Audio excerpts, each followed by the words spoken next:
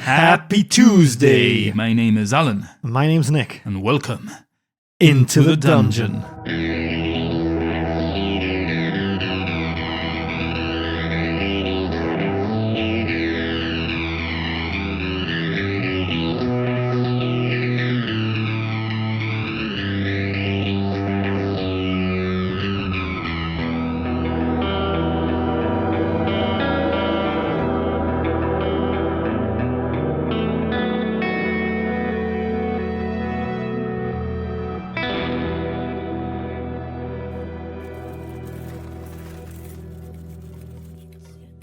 This week we find ourselves back in Gnomengarde, the morning after Gnome Ice's tribute to Shrew. It was not the best song in the world, it was only a tribute. Shrew Shrubberies had made their way back to the room, accompanied by Bryn, who had informed them to make sure they said goodbye to the kings, that they had another parting gift for them, and that Factori would send word for them once the ballista was ready, so that she could teach them how to deploy it. And so our hero's starting to stir now, from a good night's sleep. That old gnome knew exactly what he was talking about, Shrew. How's your head? I'm feeling particularly fine. Oh, yes. So do I. Tired, but not hungover. Wine and then... No, beer and then wine. That's the way to go. Oh, I thought you said wine and then beer. Oh, my head's spinning. Murakup, you need to pay more attention. I was using fancy words. I got confused. Fancy words? Beer? Wine? What's fancy about that? Well, compared to the usual swill we drink, everything's fine. Well, I don't know about you, but I am Shrew of Shrew's Shrubberies, the hero of Gnomengarde. I don't drink any old bathwater, yes. I drink the good stuff. Top shelf stuff. I could get used to this tasty mushroom beer and wine. And don't forget the sausages. Aye, those sausages were rather convincing. Yes, you all had a taste of Shrew's sausages yesterday night. Soon enough, we'll spread it all over Faerun. So you're suggesting you could spread your sausage all over Faerun? Yes, it'll be the most famous sausage in all of the Sword Coast and Faerun. Everybody will be buying it. The most tasty sausage. And made out of mushrooms. Druid approved. Anyway, let's get washed up. And let's go see the king and Factori. She should have the ballista ready by now. Oh, I sure hope so. Let's have breakfast on the go. Everybody gets a sausage. So we just clean up a bit. Suppose there's bowls of water around the room or whatever. Yep. And get going and have breakfast as we walk. Do you want to share with our listeners what spells you've prepared, given that you are very shortly due to embark on this final leg of your adventure? Alrighty then. I can prepare an extra spell now because I leveled. And I have, as a reminder, a level 5 spell slot now as well. Nice. So I have, as cantrips, guidance, poison spray, phone whip. And whip. Yeah, I'm prepared for this journey right now. As a level 1 spell, I have fairy fire, healing word, and speak with animals. You can't leave anywhere without speak with animals being prepared. Then level 2, the trusty moonbeam and pass without a trace, because we don't know who would be stalking us in the wilds. Then as level 3 spells, I have the good old erupting earth. Ooh.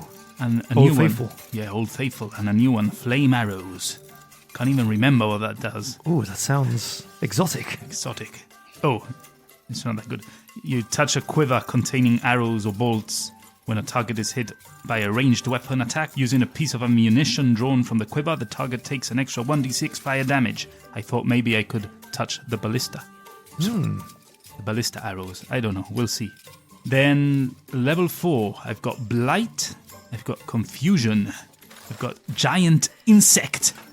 And I've got Polymorph. And then as a level 5, I've got... I'm not going to lie, polymorph is scaring me. Din din din din din din din din. Polymorph. The thing is, obviously, I could polymorph a dragon, I imagine. But then what do I do with it? Put it in a cage? Eventually, it'll break the spell. And if I hit it, it'll turn back into a dragon. So it can be good to buy me time, maybe. Then level 5, I have Geas, not quite sure how you pronounce that. Gias. And Mass Cure Wounds. If things get hairy, then I have a big old Cure Wounds I can use. But as I said, I only have one level 5 spell slot, so I'll only be able to use one or the other. The Geas one, or Geas, or the Mass Cure Wounds. We'll see where the battle takes us, and we see what spells we use. That's some high-level shit right there. So those are the spells I've prepared for this journey. You seem well equipped. Is that a pun there? I was trying to figure out. No, it's just because we said whip and equipped. I was figuring. I thought there was something there, but I couldn't figure it out. So you're having breakfast on the go, yeah? And you're heading over to the King's? Yeah, that's right. They wanted to see me and gift me something, I believe. That is correct. You know your way through Gnomengarde now like the back of your hand, or the back of your gauntlet. Mm-hmm. And so before you know it, you are stood at the doors of the throne room. I shall knock on said door. King Corballs, King Mercury. It is I, Shrew, of Shrew's Shrubberies, with mentioned Shrubberies. We are here to see you. They told me you wanted to present us with a parting gift. Oh, yes. Come in, Shrew. Oh. Come in, Shrubberies. Yes, our pleasure. I open the door and I step in. We trust that you are feeling fine and not queer. No, fine. As fresh as a daisy, yes. Ready for battle. No hangover on us today. That is most excellent. And yes, sir, we have a fine gift for you. Seeing that you're going up the mountain to fight this dragon, we thought you could do with a little more help. Oh, yes, all the help we can get is most welcome. Are you thinking of coming along, then? Oh, no. We will be nothing more than a mere morsel for this ferocious beast. Well, distraction, maybe. Oh, what would Gnomengarde be without its kings? I know, I'm joking, of course. You are too important to this place to give your lives up. Oh, yes. For such a cause. After all, it's just ransacking, vandalizing, and all the surrounding areas, but no. Our magic is more fine-tuned to the fine arts. You know, tinkering and thinkering. Of course. You've helped us so very much already. And when we get that ballista that you guys have been preparing, it's going to make the fight much, much easier. Oh, yes. Factory has been working all through the night. I'm so grateful for her. I hear that it is operational. Really? Yes. I can't wait to see it. Oh, we will send for her shortly. But first, please, let me present you with this gift. Yes. I kneel down, make a whole scene out of it. I shall accept this gift with honor and show true allegiance to the king and the kingdom of Gnomengarde. And Mercury comes forward with a small wooden box which he opens and presents to you. Inside are 3 potions of superior healing. Oh, the potions. Oh. Well, yes. Oh, thank you. Yes, of course. Yes. Potions. Very good. Kindly donated by a good friend, Neil Rayos. Thank you very much, Neil. It's been a long time coming, but we finally found a place to slip. Well, Nick found a place to slip them in. Yeah, unfortunately, they came in right in the middle of all the backstories, so Yeah. a bit difficult to put them in there, but thank you so much. We're so grateful for your kind donation and for contributing to the story. Who knows? Could be the difference between life or death for Shrew and his Shrubberies. Oh, yes. They are much needed. Thanks. I hope you like the gift. These are particularly nice bottles. Yes. I'm sorry. I stand up. I was just expecting something more extravagant, but no. Oh, we've got you covered, my friend. Really? Yes. I kneel down again. Oh, yes. I accept your generous donations and offer my gratitude and my certitude. Well, we have a gift. Befit for a hero. The hero of Gnomengarde. Oh, yes. That's me. And I look back at Fabian. So you're there all buff on one knee. You know, like your thighs are almost bursting out of your trousers. Your chest is peeking out from your ripped shirt. I couldn't help but notice that your chains seem a little tight around your neck. Yes. And that you have a love for chains. Oh, yes. I am your Kijomas brother, I'll have you know, and I've been exercising quite regularly now, and of course you can tell by the results. Well, I think you will find this gift particularly nice. It is to commemorate our gratitude to you and to honor you as our hero. Yes, go on. And Mercury claps his hands, and a gnome appears. Is this a Carrying gnome servant for me?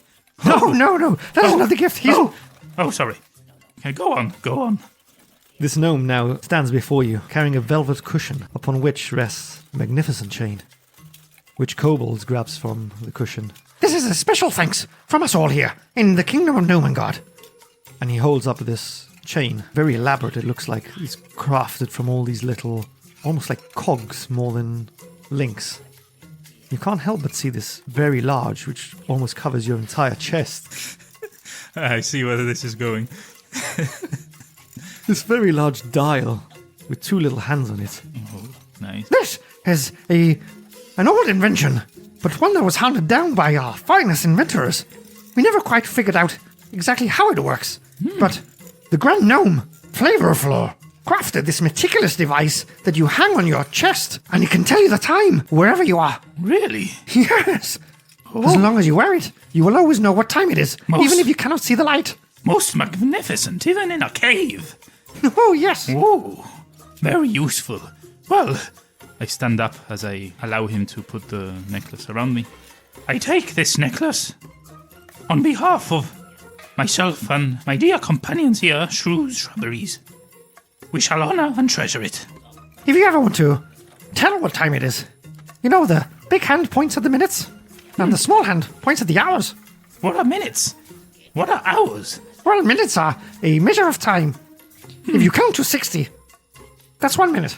And if you count to 60 again, or rather 60 times, that's an hour. Murkup, are you getting all of this? He lost me up.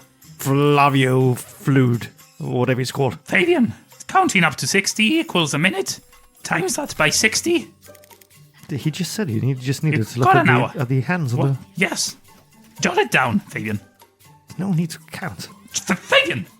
Jot it down, don't make a scene.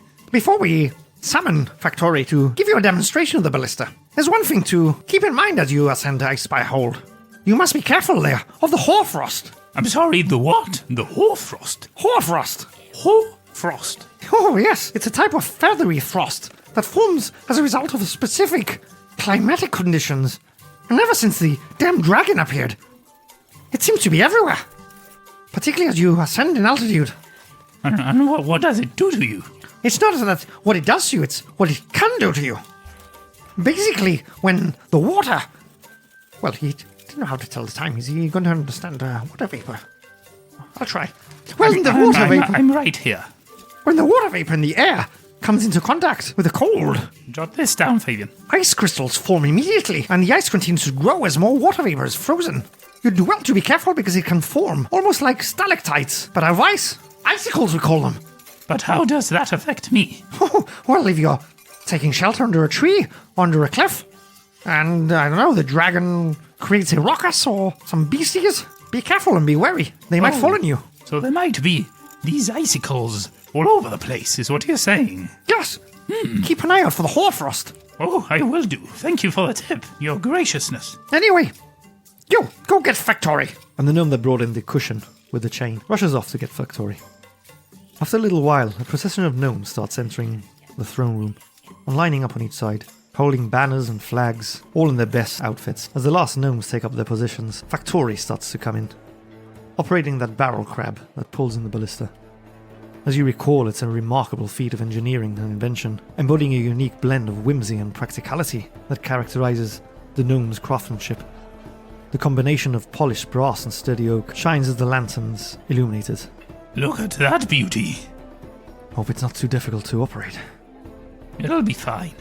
I guess you just point it and then press a button, I would imagine. Aye, Shrew. I think Norbus and I will stand on either side. We're not going to be joining you up the mountain, so there's no point in us being right here listening to the ballista. Where are you going? Just here on the side. Oh, no, sir. Yes. I suppose you'll be taking leave after Factory teaches you how to operate this. Yes. But I'll bid a farewell to you before I go, don't worry. I am counting on it, Shrew.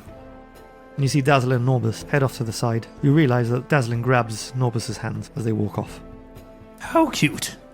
Oh, Shrew, and your shrubberies. It is ready. I've done it. The ballista is operational. You're a genius. Oh, yes, I am. Show me. Teach me the ways of ballista ring. Well, there's a few things you'll need to know. You need to push this lever, and then that button, and then... This lever? Yes, that one. No, not that one. That's this one. Okay. You push... Pull it now? Or... No. You'll kill the kings. Be careful where you point that thing. Is it? It's not a good idea to have it loaded. Oh, well, it was for the grand entrance. Oh, okay.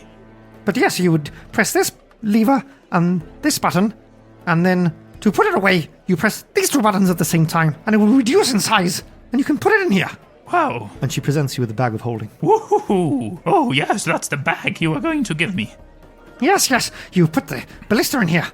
Very good. What about the bolts? I just slip them in the bag too, or would they fit? Yes, you stick them in here, but the way the bag works, you have to say what you're going to pull out as you reach your hand into it. It works with anything. Well, anything that's big enough to put inside. Okay, Or rather small enough to put inside. Okay, let me try. I don't like where this is going. Don't worry, Fabian. I'm not gonna put you in. Your head is too big. I take out a sausage. I put the sausage inside. It disappears. So now I have to think of it. No, you have to say sausage and stick your hand in. Okay, I want to pull out my sausage. I put my hand in the bag. Does it come out? Sure enough, there's your sausage back in your hand. Wow, this is like magic. Well, yes, whatever you put in there goes into a pocket dimension. Interesting. Now, there's something important you need to remember. Don't just say bolt when you pull out a bolt. Okay, do I have to be that specific? Yes, because you will have 5 regular bolts, Oh, and then the 5 dragon bolts. dragon bolts. Yes, don't you remember I explained this to you? It's been a long time. Well, it's been a day or two, but we've been through a lot.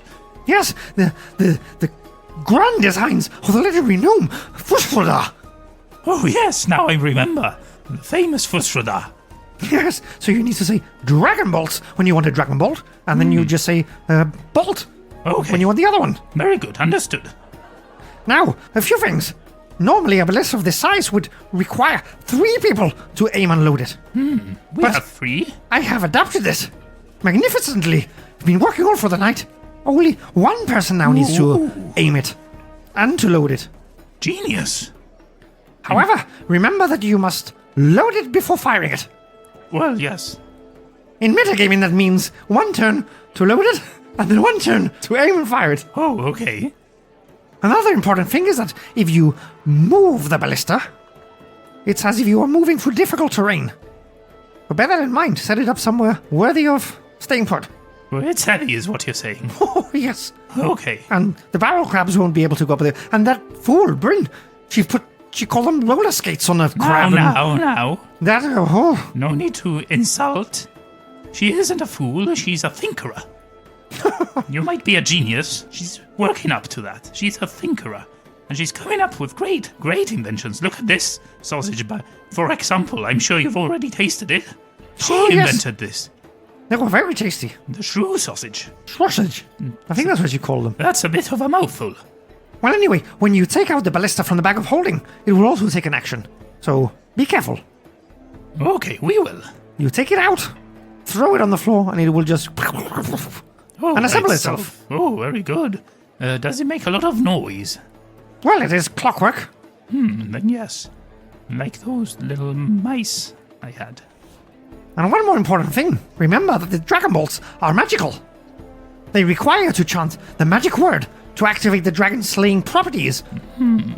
So the spell Entangle is cast and bring the dragon to the ground. Are you ready to learn the magic word? Oh, yes, I am. When you fire the bolt, you must say Fusroda! Fusroda. Okay. Fusroda! You must pronounce it with gravitas.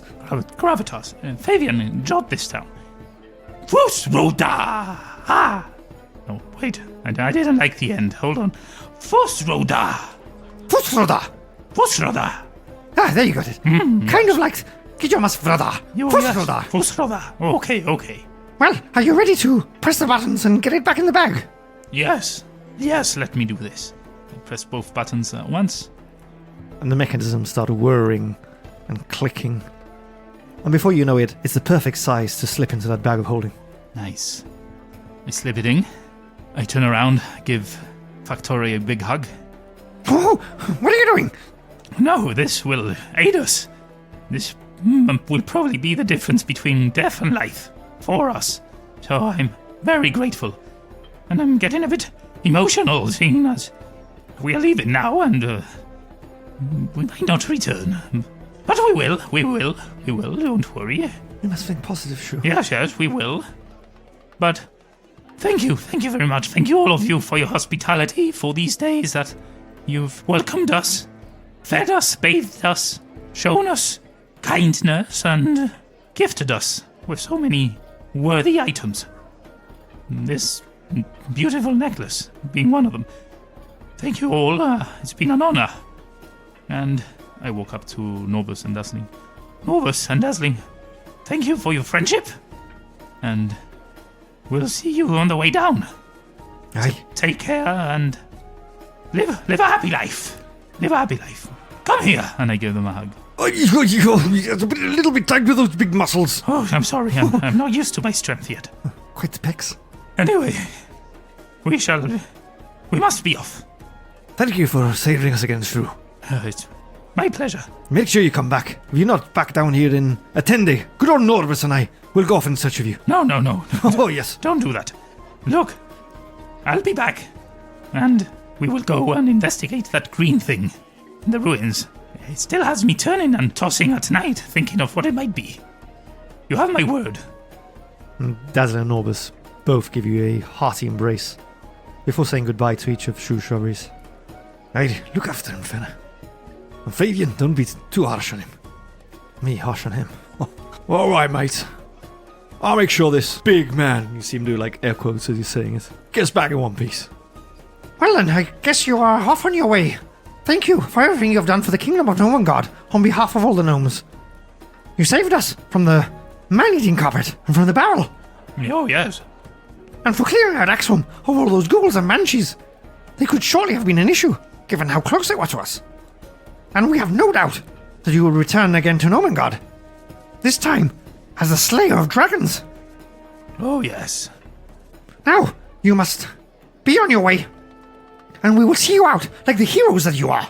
Please, come. And as you start making your way through the throne room, the gnome band that was there last night starts playing the song again. Hold on. Fabian, you grab one side, Volkub, you hold the other.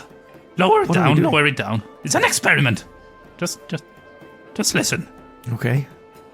I get on the shield. Lift it up. His head's not going to fit in that dragon cave. Let's go. Between them, they lift you up over their heads. Fabian rather reluctantly. You catch him rolling his eyes. He loves it. Ice dragon. Oh, yeah. Breaths so cold it will freeze your soul. Ice dragon. In the D&D world where the legends enroll. Oh, yeah. Ice dragon. Breaths so cold it will freeze your soul. Not ours, but... Ice dragon. Alright, stop. Collaborate and listen. The dragon's here with a frosty intention. Arctic, dragon shining so bright. Dungeons deep, treasures gleam out of sight.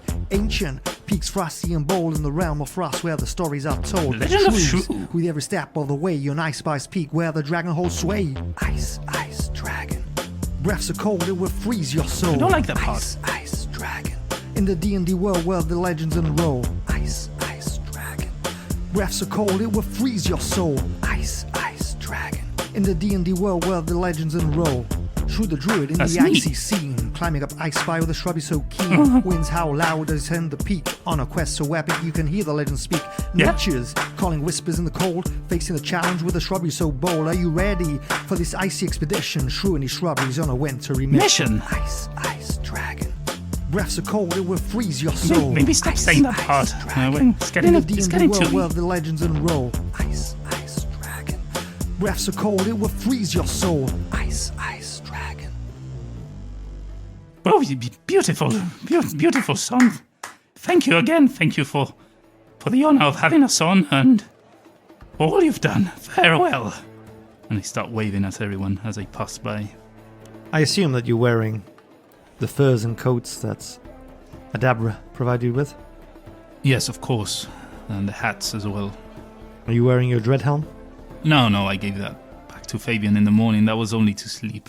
And so our heroes, Shrew Shrubberies, depart Gnomengarde. There's only one way to go now. Up. I'm going to ask you to give me a survival check. With advantage. Okay, here we go. 2 and a 3. Plus 4. So 7. It's a good thing at the moment that you know that you just need to go up. Pretty much any path from here leads upwards. So you start to follow a narrow mountain pass which winds its way through the frosted crags of Icespire Peak. A desolate realm, cloaked in what seems to be an eternal winter. Give me a nature check. Total of 6. Just seems very cold here. Very wintry. It's freezing here. Good thing we have these furs. It's a little chillier than last time I was round here. As our heroes ascend, the biting winds carry with them the distant echoes of ice cracking and groaning. The pale light of a wintry sun casts an ethereal glow upon the landscape, turning every jagged edge into a gleaming shard of crystalline beauty. You spend some time following this path, and eventually it takes you nowhere. You end up at a dead end. Doesn't seem to be anywhere to go from here. Well, we tried. Let's go back to Gnomengarde. Are you serious, Shrew? No, I'm What's not gone into serious. Of course I'm not serious. We'll need to find another way. Be careful of the hoarfrost, though. We don't want anything falling on us. This seems too cold, too. Seems unnatural. Perhaps it's effects of the dragon. Quite possibly. So difficult to see. It's almost a damn blizzard. Why don't you lead for a bit, Fabian? Maybe you can make better sense of these routes. As long as you don't blame me if we get lost again, but I'll give it a shot. Give me a survival check. I'll say with advantage because you're all actively participating in this. And use Fabian's survival skill. That's a total of 15. The Fabian leads the way, backtracking a short distance before finding another path that had somehow eluded you on your way here. As you round a bend, you behold this breathtaking sight. A chasm yawning wide before you, its depths hidden in the shadowy embrace of an icy abyss. You see an ancient stone bridge that once spanned this expanse. Now standing there, a fractured relic, jagged remnants reaching across the void like the fingers of some long-forgotten giant.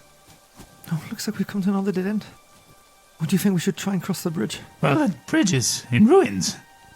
Is it standing? Like, is it crossable, or is it just a ruined bridge? It's like these things, like you can see where it's sort of collapsed in the middle. So there's a bit on your side, a bit on the other side, and like the remnants of it stretch across like fingers. Too far to jump across, but perhaps you can find a way to cross it. It seems like an awfully long jump to get across. What do you suggest, Fenna? Oh, I don't know. I'm freezing here. We should... I don't know. She's looking around, as all of you. You notice that there seems to be hoarfrost adorning every stone surface, creating delicate patterns that shimmer in the dim light. The bridge, once a sturdy conduit for those brave enough to tread these heights, bears the scars of both time and the unforgiving elements. You notice that massive icicles hang from the remnants of the railing. There are sharp points threatening to pierce the veil of the mist that clings to the frigid air. What if I turn into a giant eagle? Well, I'm not going to fly up the whole mountain, of course, because I cannot carry you all, but I can fly us across the chasm, 1 by 1, or 2 by 2, whatever it takes. Do you think that's wise, Shrew? Why? You've literally just got your wings. What You're do going you to fly across in this storm. What if you get blown off course or you drop us down that chasm? Well, it's not that far. It's a small chasm. I just got my wings, but I'm a natural.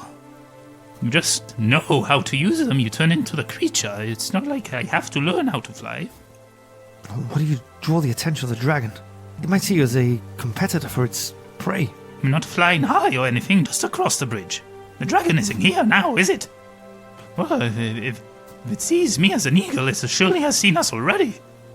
Well, not quite. We're significantly smaller than an eagle flying around. Well, I'm just gonna fly straight forward. I'm not flying up. Straight forward. Well, perhaps I can turn into, I don't know, a horse. Run across and jump over the chasm. And if you don't make it? Or you slip? Whoa. I can't even see the bottom from up here. Well, what other options do we have? We find another path. So is the wind too strong that I think that if I start flying it will push me away, or? Doesn't seem like it would be an easy flight. You can certainly try and fly across. But Fabian does have a point. The winds are particularly strong and visibility is especially poor. Surely there must be a way to fashion... I know. Some way to... Oh, I've got it. I have it, Shrew. We attach you to the end of a bolt and we fire you across the chasm. Very funny, Fabian. Very funny. That's a hideous idea. I mean, we could try and breach the chasm, some trees, but it could take a long time and perhaps draw some unwanted attention. Perhaps there's another way up then. You want to take some more time looking for another path? Can we afford to backtrack more? I mean, the other place was a dead end. This has led us here. I mean, how much daylight do we have left, really? What does your clock say? What time is it on your clock? Let me see. If I remember correctly, the fat hand is hours. The long hand are the minutes. We'll say it's early afternoon at this point. It's almost past midday. That means we've only got, I don't know, at best 4, maybe 5 hours light. Let's walk up to the bridge. Let's see what we see as we step on it. For all we know, it might not even be stable. As you draw nearer, the wind carries with it the haunting whispers of the cold. The snow and ice underfoot crunches with each careful step, a warning of the frailty of your surroundings. Far below, the abyss beckons, a yawning maw of shadows that seems to swallow very sounds around you. As you survey the fractured expanse, your breath is visible in the cold air. Decision weighs heavy upon you. Find a way across, or risk a perilous descent and a long journey around the chasm. As you step onto the stones, the frost creaks and cracks under your feet. What are Shrubberies going to do? I say we try and fly across. I can do a little test flight by myself and see how it goes, and then, one by one, take you that way. Do you have any rope, Shrew? Why, yes, I have the rope I used to tie the orc. See Murkob raise an eyebrow. Yes, it was one of those anchorites. We captured him alive and questioned him, but he escaped. You notice Fen is crouched, embracing Caspus, who seems to be shivering. I want to wild shape into a giant eagle. Alright, Shrew, hold steady. I'm going to tie this end of the rope round your ankle. That way if you get blown off course, perhaps I can pretend that I'm flying a kite. Go, go, go, go, go, go.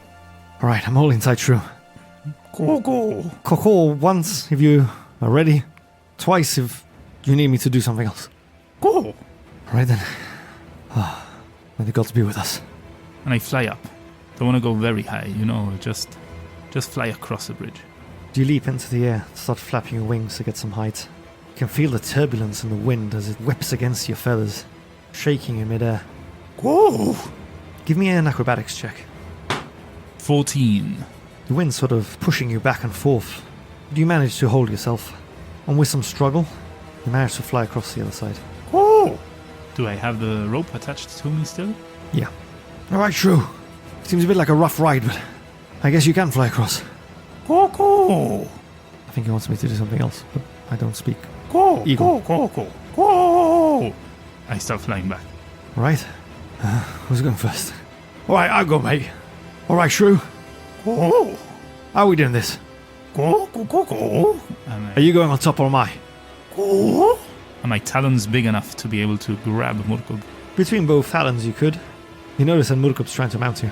Go, go, go, go, go, go! I kind of rustle my feathers and shake around to get him off. I cannot really fly with Murkob on me. So I start flapping and lift myself above Murkob and grab his shoulders with my... Alright, I got you, mate. I got you now. Go! I look down and kind of motion towards my legs as to indicate grab on. He obliges. Go! Go! Go! And I start flapping my wings across to the other side of the bridge. Now, Murkob's a big boy. Gonna need you to give me either acrobatics or athletics, whichever is better for you as a giant eagle, as you battle against the elements. And this time, because of the extra weight you're carrying, and the size of Murkob, who let's say is feeling a little anxious as he's hovering above this chasm now, there's going to be a roll with disadvantage. With disadvantage, and I need to do this another 3 times after this. This is not going to end well. Okay, here we go.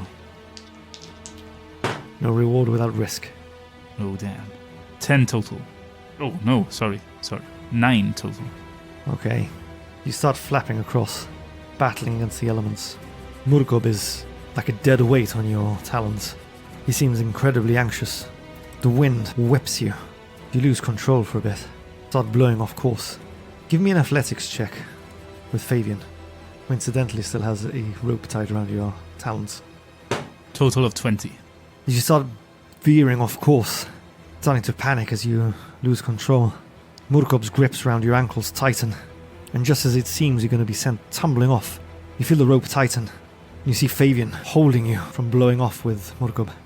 Stay strong, Shrew. Go! I've got you. Go! Give me another acrobatics or athletics check for Giant Eagle Shrew. This time without disadvantage, because you've got Fabian holding you tight. 17 total. After a moment's panic, you manage to stabilize yourself, get across. Before you even touch down, Murkob's already trying to break free from your talons. Put me down, Shrew. Put me. I don't like this, mate. Let It was one thing when you threw me on the bed. Get me down. go. I let him go. He flumps into the snow. Starts kissing the ground. Oh shit! I don't think this through, mate. My lips, they're stuck to the fucking snow. You see him ferociously rubbing at his lips. Peel them off. You see that they're looking incredibly raw after that. I don't pay much attention to what Murkob is doing or saying and fly off to pick up the next passenger. Alright, you get your way back across. Oh, Shrew, how only little do you think you can carry Caspus and I across? Go! If I mount Caspus, you delicately, please, grab a hold of him. Go! Alright, Caspus, trust in me, trust in Shrew. Make sure you hold that rope tight, Fabian. So you're grabbing onto Caspus with your talons? And Fenaya. Well, Fen is sat on Caspus, so you're sort of picking him up Oh, okay. and flying across. Yeah. You know what's coming? Give me that check with disadvantage. But they don't weigh that much, do they? Well, it's a giant badger and a gnome. Let's see then. That was a natural 20 and a 13 plus 3, 16 total. Alright, so you managed to get across without too much issue. Feeling confident now. I lay them down on the other side with Murkob. Whoa! Murkob, grab the rope round Shrew's talons. And he lets go of the rope. So with some maneuvering, Shrew can lower the rope down onto Murkob's side. And Murkob's now holding onto it. Alright, Shrew. I know we've had our differences, but don't fucking drop me. Go! Oh, well, it was nothing. I pick Fabian up Okay? and I try and fly off. Disadvantage? Yes. Total of 5. Alright, I'm going to need you to give me an athletics check for Murkob. 19. Murkob flexes his biceps, gets in a power stance, planting his feet firmly on the snow. And he starts leaning back. Shrew at this point has started to plummet. His rippling orc muscles start pulling Shrew back. And suddenly there's a jerk on the rope. Give me an athletics or acrobatics check for Fabian. This doesn't have to be with disadvantage, just a straight up roll. 18 total. As Shrew jerks, as you can imagine him sort of flying wildly off course as he tried to make his way across. And Murkob has, done a power move and yanked on the rope. You sort of like hit the brakes when you were going at 100 miles an hour. Fabian sort of swings, but using his strength and his core, he grabs on with his legs round Shrew's neck. Don't you fucking drop me, Shrew. Oh my God. This is madness. This is absolute madness. Oh, come on, Shrew, you can do this. Give me an acrobatics check for Shrew. Doesn't need to be with disadvantage this time. You've got Fabian holding on for dear life and Murkob pulling you in. Total of 15. And give me an athletics check for Murkob as well. 19. So you manage to stabilize yourself in flight, and you see Murkob start like reeling you in like a fish out of the sea of swords. He's sort of whipping his arms around and coiling the rope. I mean, you're just keeping steady here. You're not really doing much flying, but he's reeling you in like a fish. Oh! As you get close to ground, Fabian lets go and drops to the snow. Oh, by the gods. Oh, Fabian, I thought you and Shrew were gone. Oh, this was too risky. I land beside them and poof back to Shrew. Well, that went without a hitch. Oh, Shrew!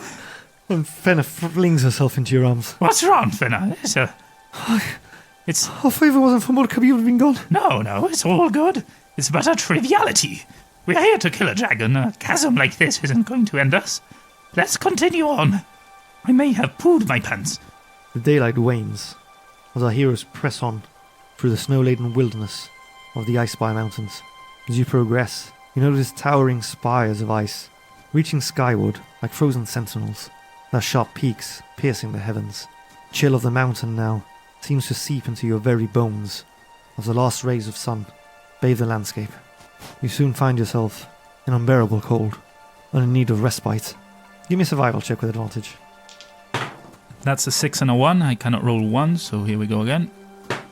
That's a 4. So a total of 10. Your eyes scan the desolate expanse, searching for a haven amidst this icy desolation. The snow beneath your boots crunches with each step. After some time, you come across a small grove of ancient evergreens, their boughs laden with thick blankets of snow. They stand there, their branches interwoven, creating a natural shelter against the biting winds that sweep down from the mountain's peak. What are you doing? Have I been going on for a while since we crossed that bridge? Yes. Yeah, you're getting to the point now where between the light and the cold, probably wise to take rest. Okay, then I want to cautiously approach that shelter, because if it looks appealing to us, it might look appealing to a number of critters that might be laying in rest there, and I don't want to disturb them or have them attack us. So I want to go stealthily, and I tell that to my companions. I believe perhaps we should approach this carefully. Let me stealth up to it and see what I find. Lay low. Alright, give me a blind stealth roll. First of all, before I go, I want to cast Pass Without a Trace. Okay, would you kindly remind both Nick the DM and our wondrous listeners what exactly that does? A veil of shadows and silence radiates from you, masking you and your companions from detection. For the duration, each creature you choose within 30 feet of you, including you, has a +10 bonus to dexterity stealth checks and can't be tracked except by magical means. A creature that receives this bonus leaves behind no tracks or other traces of its passage. Handy in a snowy environment.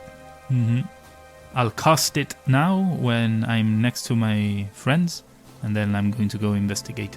I still roll with advantage because I have the elven boots, right? That's correct.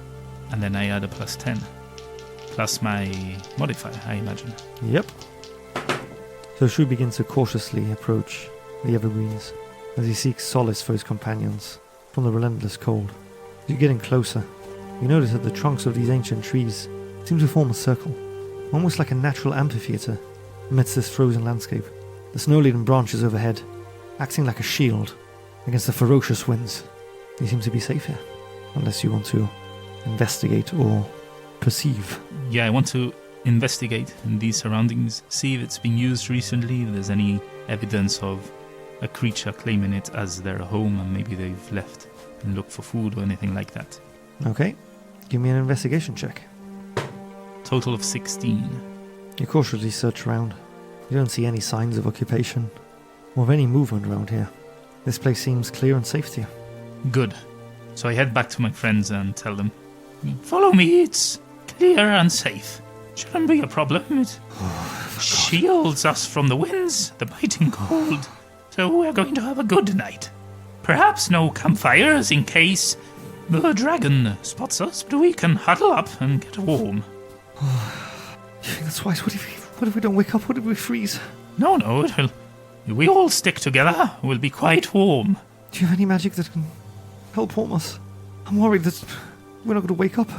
We'll freeze to death, like Harley's men.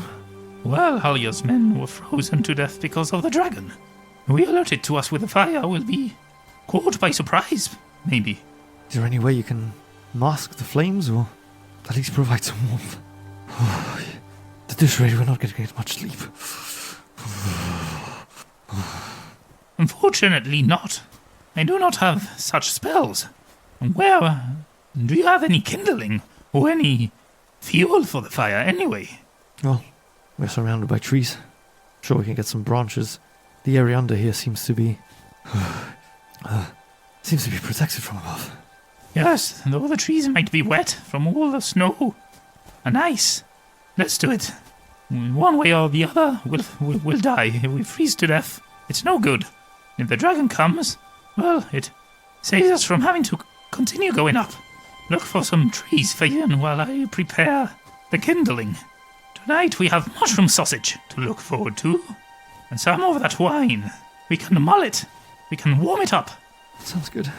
I don't think I've ever felt cold like this. You know, I did when, perhaps not this bad, but when I was abandoned naked outside of Lylon, I was pretty cold. Nothing like this. Alright, give me a survival check. Who's the one looking for the kindling here? Shrew or Fabian? Well, Fabian is getting some branches for the fire. I'm making the fire. I'm starting the fire with a bit of kindling that I have in my bag. Alright then. Time to roll. So survival for Fabian, right? 18. So sure enough, Fabian finds enough wood to get a small fire going. Perfect, Fabian. Good job. I guess with the amount of wind that's here, if any of the smoke gets through the trees, hopefully just get blown away. Yes, let's hope so. But again, if he does come visiting, well, it'll save us the journey. Maybe with some of the branches you found, we can do a little hide of sorts. Fashion it so that if the dragon does pass above us, then he won't see us. So with practiced skill now, after so many adventures with your friends, Shrubberies sets to work, creating a small enclave within this grove of trees. Snow is cleared away to reveal the ground beneath. The flicker of the newly kindled fire dances delicately. The glow of the flames reflects the crystalline snowflakes that drift lazily as it paints a scene of quiet camaraderie in the heart of this icy wilderness. Our heroes huddle around the warming fire, their faces illuminated by the dancing flames. As night descends upon Icespire Peak, these ancient evergreens stand as your sentinels, their stoic branches casting long shadows. As the wind seems to die down a bit, the air around you is filled with the crackling of the fire. Warming your cold and tired bones, you start to warm the wine in your cups as you sip it slowly, feeling its warm embrace, a welcome respite from your day's journey. And that's where we're going to call it a session. Alright, we're halfway there. It's a long way to the top, if you wanna Kill a dragon. I'm almost there. Last stretch. You can taste it. Can taste it. The fear. I can taste the dragon's fear. I thought you were going to say Shrew's fear. No, we are not afraid. We've been building up to this. It's what we were meant to do. Well, I hope you enjoyed that episode as much as we did. We're almost there. Almost at the dragon of Icespire Peak. If you can't wait to join us next week, don't forget to visit our website www.i2td.com, where you can follow links to our Buy Me a Coffee page, where amongst other things, you can find little bonus episodes where we reflect on the sessions we play, and where there's some other goodies there, and some more exciting things to come shortly. Watch this space. Whilst you're over there, why not donate a potion or make a purchase in Ignis's shop? As you will have seen today, your purchases or donations appear in-game, and it's a chance for you to be a part of the stories we tell and shape the adventure. As we said before, Neil's kind donation of 3 potions could mean the difference between life and death, victory and failure, returning as heroes, or being remembered solely in the songs of Vanilla Gnome. Vanilla Gnome. Well, if you cannot or do not want to donate, like Neil did, don't you worry, you can still help us out. You can follow us everywhere we are, Twitter, or X as they call it nowadays, Instagram, our YouTube channel. You can also like our stuff. You can also rate our podcast on your podcast player of choice and give us stars or good things. Give us good things. And also, last but not least, you can join our Discord where we're building a bit of a community there. So if you want to hang around with us all week, almost every day, then just join us there. You can follow the links from our website, like Nick said, and you'll find us there. So looking forward to meeting you all. And with that said, I think it takes us nicely to the end of the episode club, the last one standing, where we give you a password, and then you use said password in a comment section somewhere where you can find us, and then we decide who the winner is next week. And the winner becomes El Quillo Masferrado for a week, where you get a title in Discord, And also we post your command for prosperity. So, dear Nick, do tell us the password today, por favor. Por favor. Is that another dwarvish term? Yeah, it's please in Spanish. For those of you that took Spanish lessons in class when you were babes. Today's password is blown away. Blown away. Like Shrew almost was, had it not been for Murkub. And Fabian. Yeah, initially Fabian, and then Murkub reeled you in like a fish. Oh, yes. So you know what to do. Use that in a password and challenge your fellow listeners for the esteemed title of El Quillo Más Fradar. Dabuti, bro. Just want to make a special shout out here in this episode. I keep meaning to do it. I keep forgetting. But it is in the description of every episode we issue. I just want to give a really big thank you to Tabletop Audio, who have very kindly made all these amazing tracks that you hear week in, week out on the show. They make some amazing soundscapes and background music, everything from ambience and taverns to today's music, which is actually one of their new tracks entitled Whiteout. Ooh, I love it. Yeah, and the picture, the thumbnail for that track, is a cloaked figure trudging through a snowstorm. So Like true. very apt. They've got all sorts of music here. They've got a couple of categories, such as fantasy, of course. We've used, I would say at this point now, at 75 episodes in, I've probably used every single one of them, or almost every single one of them, in some shape, way, or form. They have a sci-fi section for those of you who play Starfinder, or Edge of the Empire, or any other space-based ttrpgs. They also have historical, which is quite good as well. Bit of everything in there, from, royal galas and historical battles, etc. Got modern, so if you're playing something like the D20 systems, which are set in more modern times, you're covered. There's a whole category for nature, self-explanatory. Another one for horror, which I've also used extensively, particularly in some of the episodes, like the backstory of the Banshee and Axholm. And then they've got some which are just music, but these aren't just for TTRPGs. If you go to the modern ones or the historical ones, why not find a track with some trains in it and play it whilst you play Ticket to Ride? Or get some historical ones or some nature ones and, put it on whilst you're playing some Settlers of Catan. Or you're feeling especially adventurous. Maybe you want to play it whilst you do some different kind of role-playing, as you roll through different kinds of sheets. Yes, but make sure to roll with advantage. You don't want to be rolling natural ones. No. And all of this is for free, right? 100% free. They do have a Patreon, and when you join it, they have a number of different versions of certain tracks. So you've got even more choice there. But on their main page, you'll find more than 390 10-minute audio files that you can not only play in your browser, but also download, all for free. That's useful when you have a podcast and you want to edit it into the mix yourself without having to be forced to have a mix already done for you. 100%, and we've made really good use of them, and we're really grateful for them.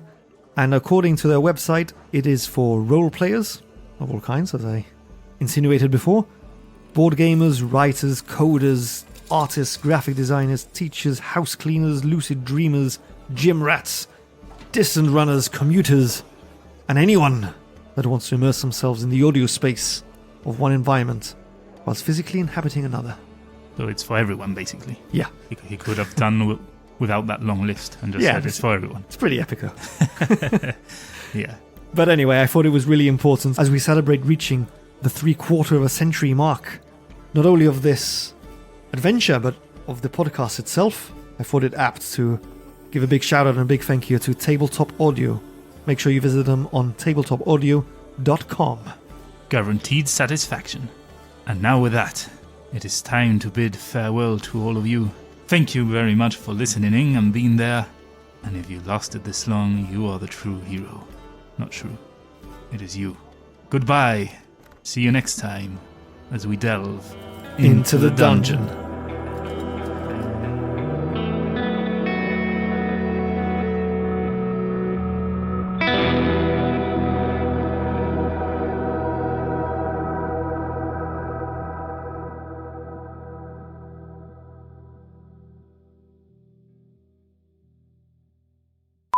Yes. You all had a taste of Shrew's sausage. Okay, I want to pull out my sausage. I put my hand in the bag. Does it come out? Your pants fall down and your sausage pops out. Is